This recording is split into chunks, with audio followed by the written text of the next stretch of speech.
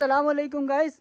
हम इधर अल्लाह के करम से इधर तक तो पहुंच आए, लेकिन अब हम सारों की टांगे कांप रही है। जिस तरह अब्बास भाई को देख लें, हमें भी देख ले और आपको हम हाइट दिखा देना, आप कहोगे कि वाह, ऐसी जगह पे हमें भी जाना चाहिए।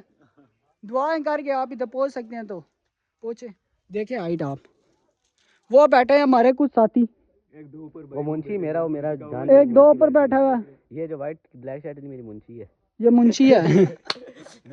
आप देख सकते हैं कितनी हाइट है। अभी तो हम वो उधर ऊपर बैठे हुए थे, ये तो कुछ नहीं हाइट।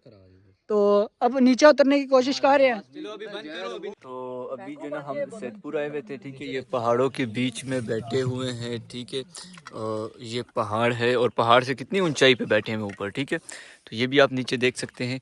और एक छोटी सी रूम में ये कितने लोग बैठे हुए हैं, ये चेक करो यार। और यहाँ से देखो ना, तुम, मैं कहता हूँ ना, ओहो यार, एंजॉय किया करो यार।